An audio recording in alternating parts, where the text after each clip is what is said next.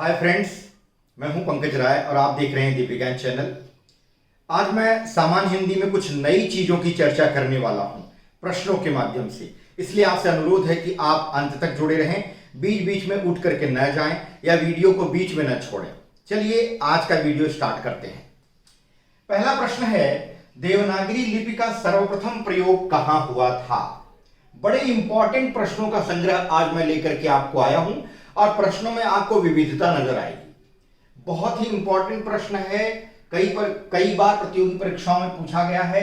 देवनागरी लिपि का सर्वप्रथम प्रयोग कहां हुआ था?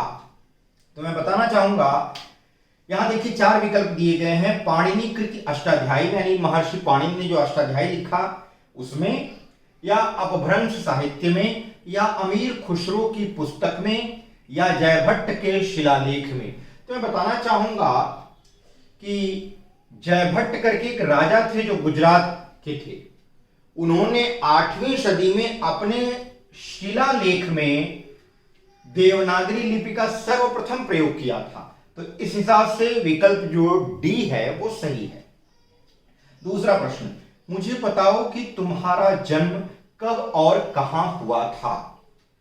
वाक्य का भेद बताइए। जो वाक्य लिखा है, मुझे बताओ कि तुम्हारा जन्म कब और कहां हुआ था, ये कौन सा वाक्य का भेद है? क्या ये सरल वाक्य है, आश्रित वाक्य है, संयुक्त वाक्य है, या मिश्र वाक्य है? अब एक एक करके मैं समझा देता हूं। सरल वाक्य वो होता है जिसमें एक ही क्रिया हो, कर्ता एक से ज्यादा हो सकता है। लेकिन क्या यहां देखिए एक ही क्रिया है? मुझे बताओ, बताना एक क्रिया हो जा रही है। जन्म कहां हुआ था, होना एक क्रिया हो गई।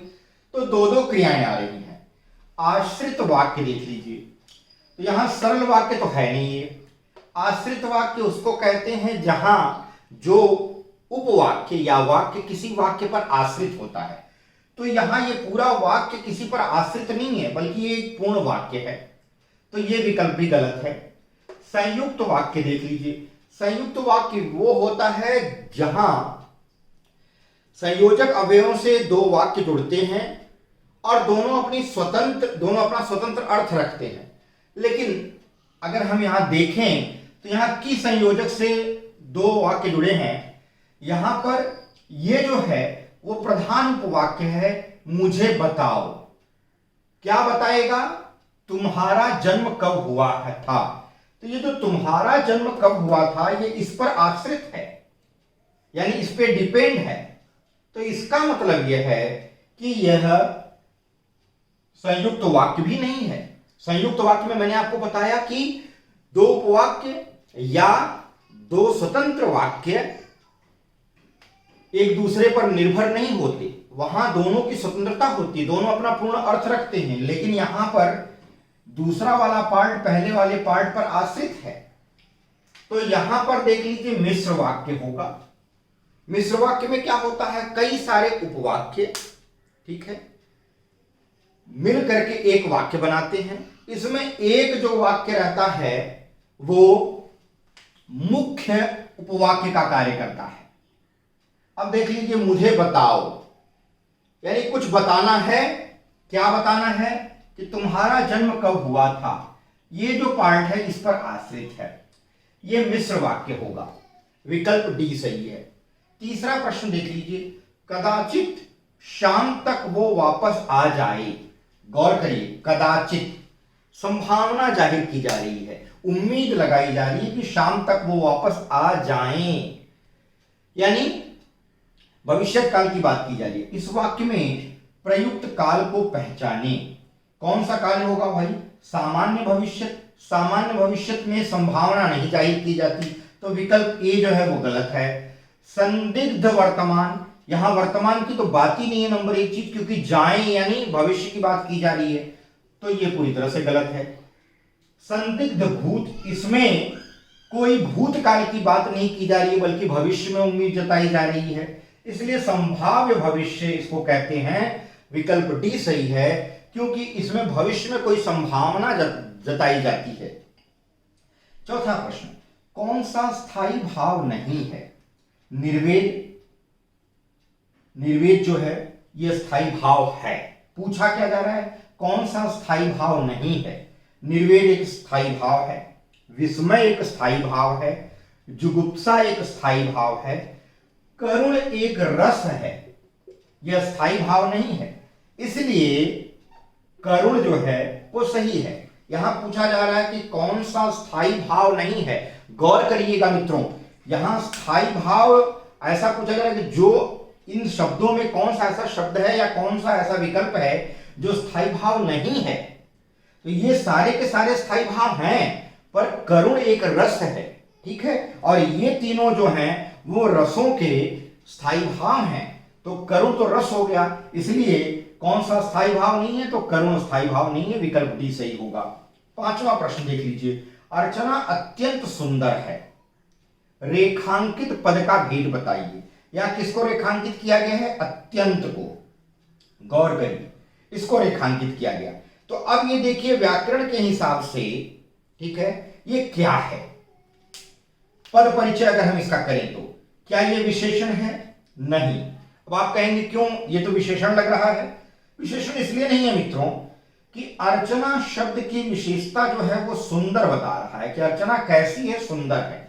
तो सुंदर शब्द जो है वो विशेषण है।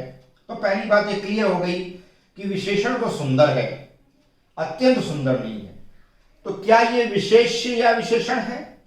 तो विशेष और विशेषण दोनों एक साथ तो नहीं हो सकता, ये भी गलत है। विशेषण अलग चीज होती है और विशेष्य अलग होती है।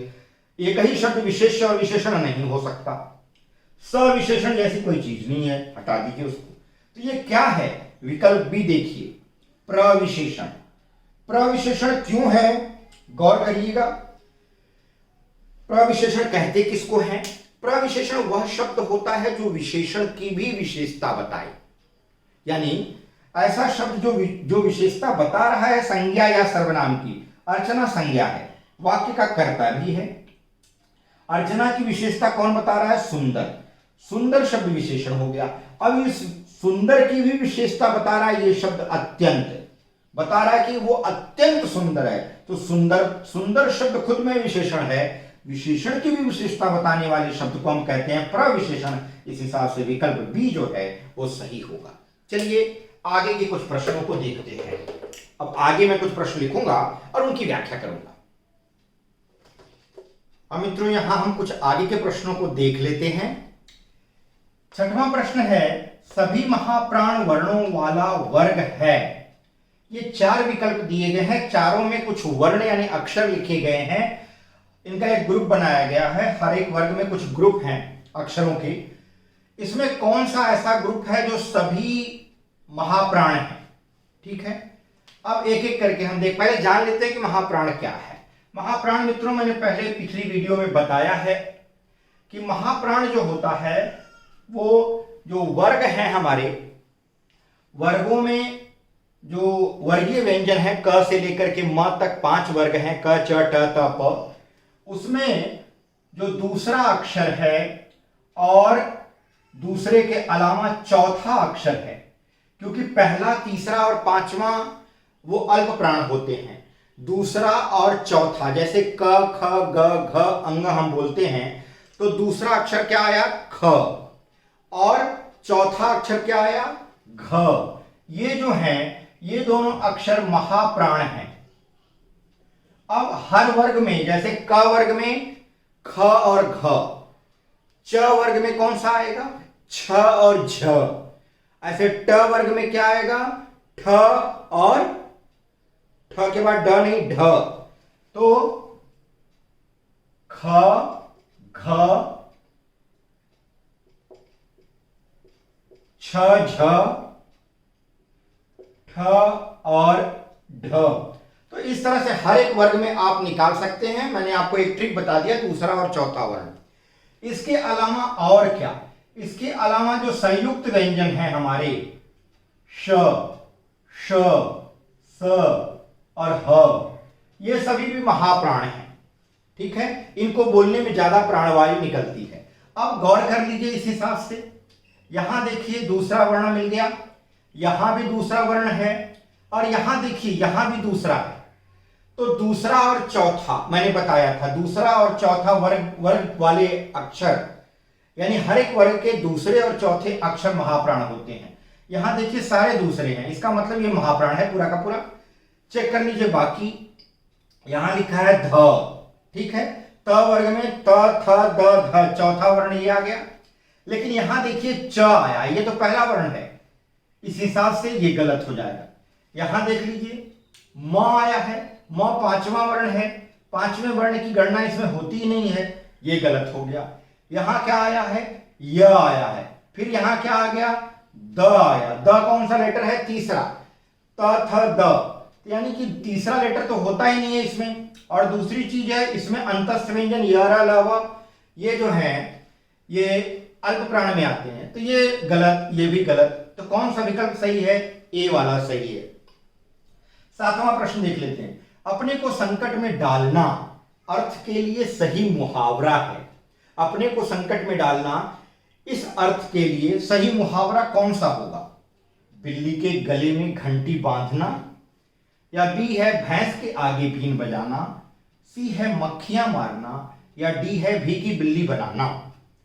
भीगी बिल्ली बनना, देखिए यहां बिल्ली के गले में घंटी बांधना, ये अपने को संकट में डालने के अर्थ में प्रयोग किया जाता है, तो विकल्प ए जो है वो सही है। क्योंकि मुहावरों का सामान्य अर्थ नहीं होता, मुहावरे जो होते हैं ये विशेष अर्थ रखते हैं। यहां बिल्ली के गले में घंटी बांधने का मतलब ये नहीं है कि सच में हम कोई बिल्ली पकड़े और गले में घंटी बांध दी। आठवां प्रश्न देख लेते हैं। सुबरन को खोजत फिरत कवि व्यभिचारी चोर। सुबरन को खोजत फिरत कवि व्यभिचारी चोर, यानी सुवर्ण शब्द लिखा गया है, ये कई अर्थ लेकर के प्रयोग किया गया है, ये कई अर्थों में प्रयोग किया गया है।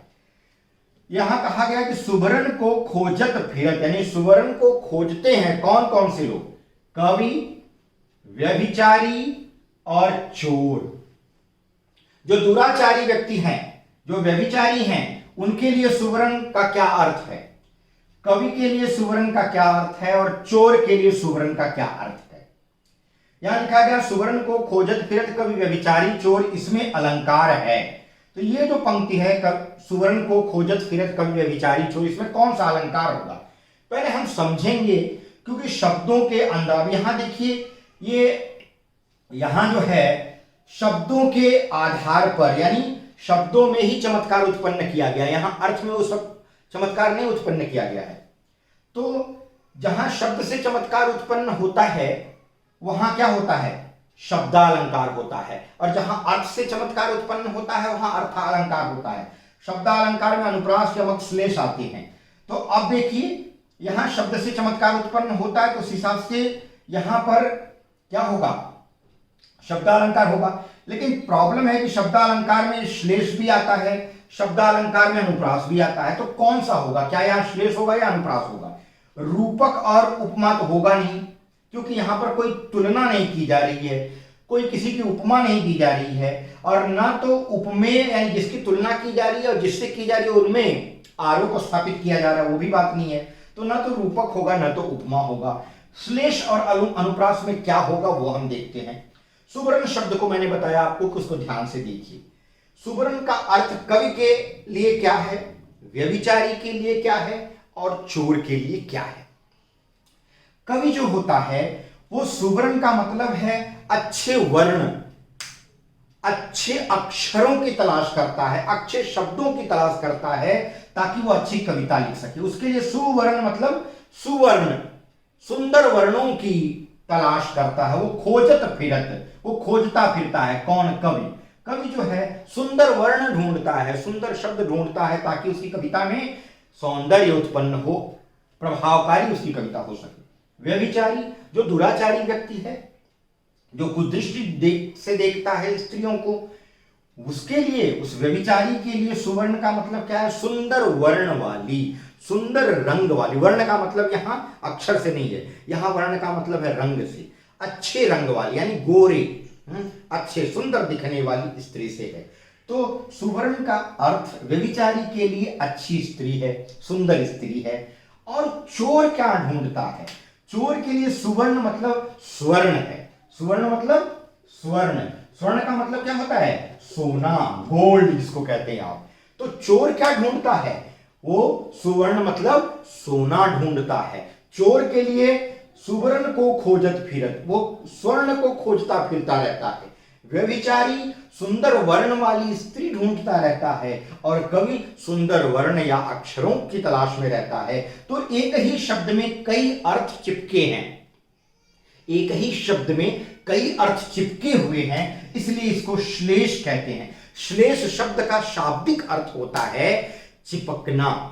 तो यहां पर एक ही शब्द में कई अर्थ चिपके हुए हैं, इसलिए यहां पर श्लेष अलंकार होगा। विकल्प ए जो है वो सही है। 9वां देख लेते हैं।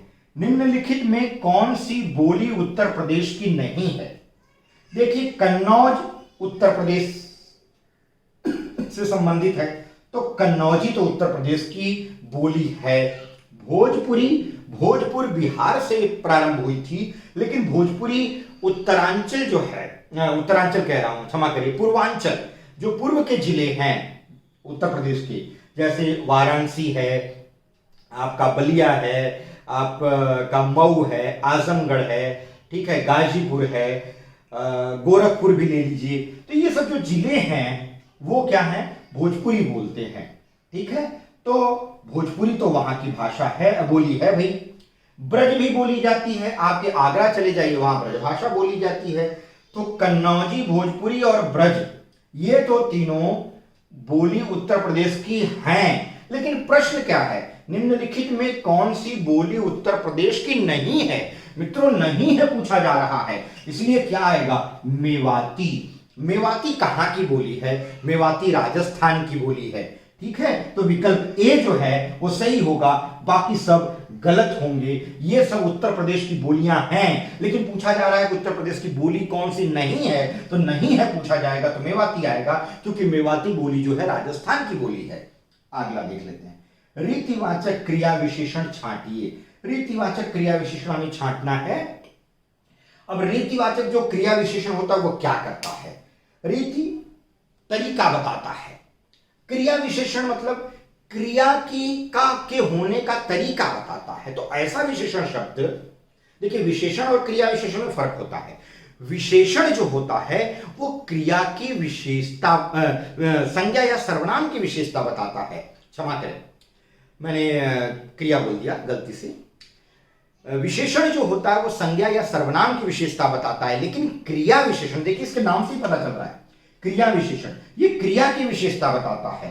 लेकिन यहां कहा जा रहा है रीतिवाचक। कब उस क्रिया विशेषण को हम रीतिवाचक कहेंगे? जब वो क्रिया के होने का तरीका बताए। रीति मतलब होता है तरीका, वाचक मतलब बताने वाला।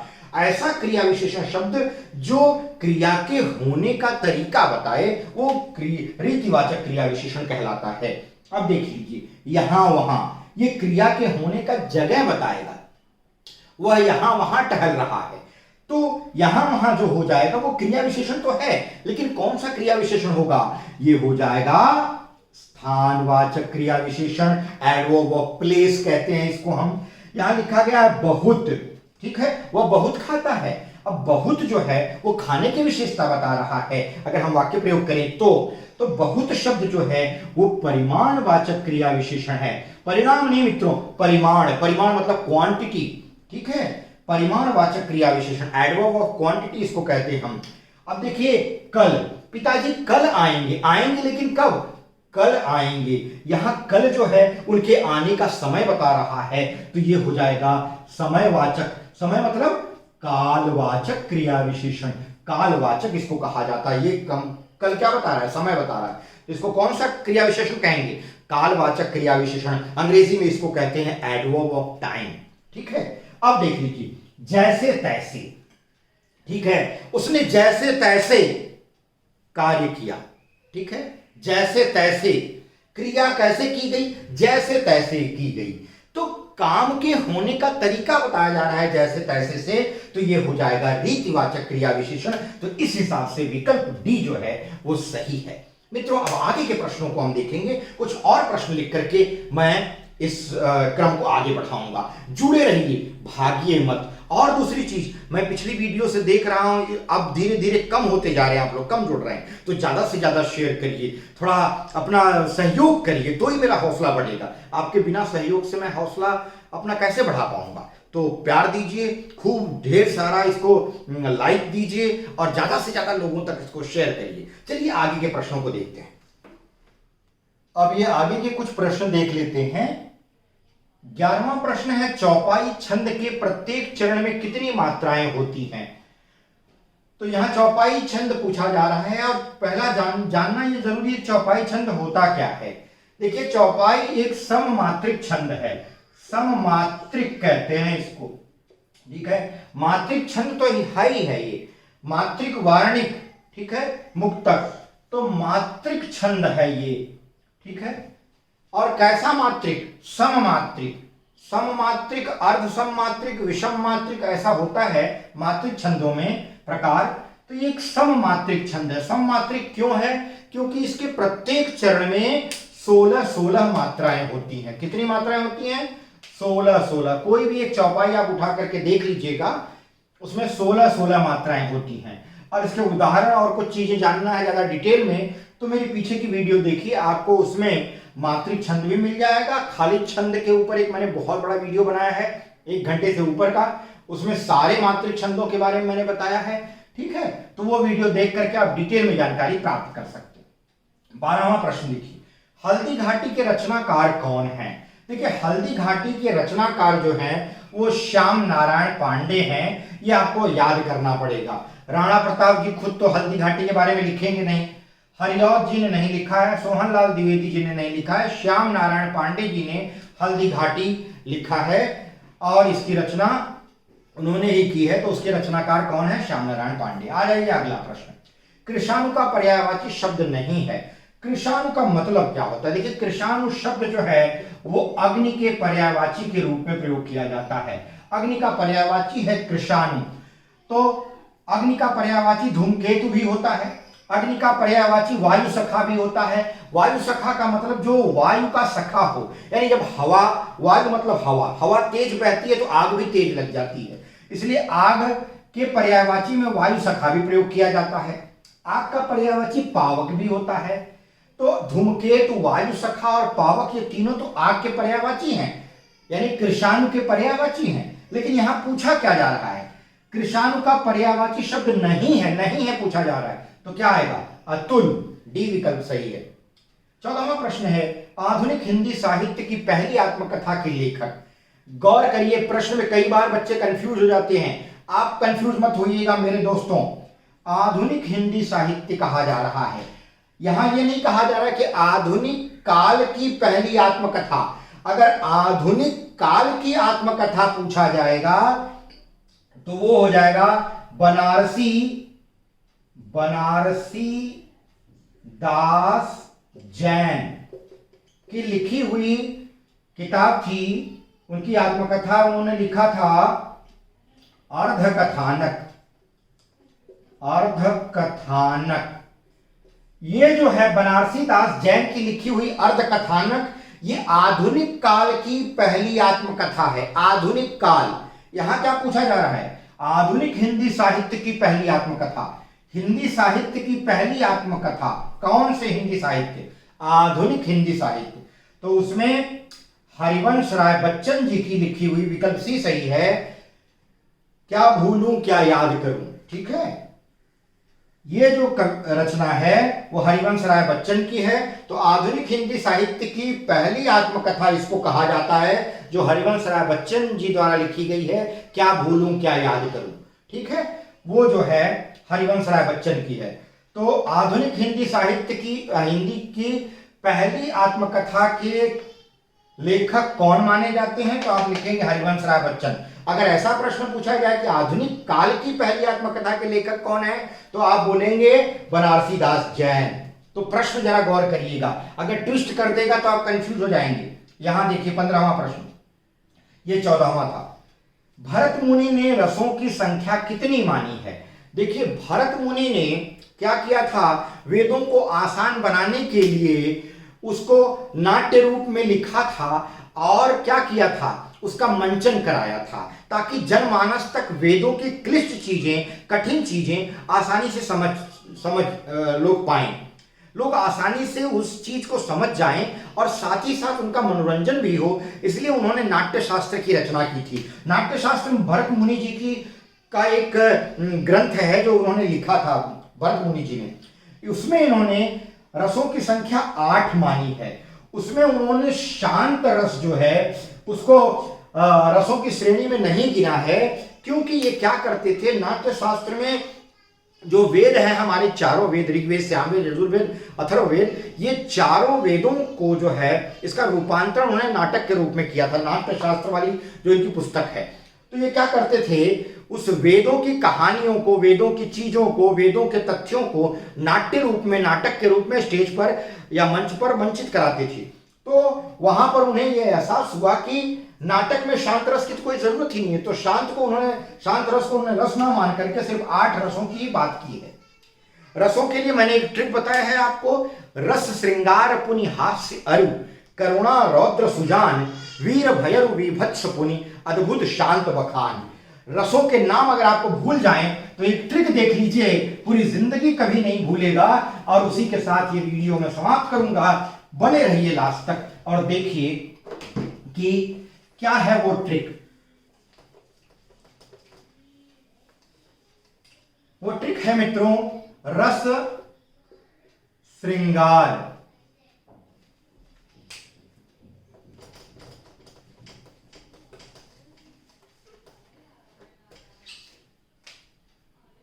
रस श्रृंगार पुनि हास्य अरु,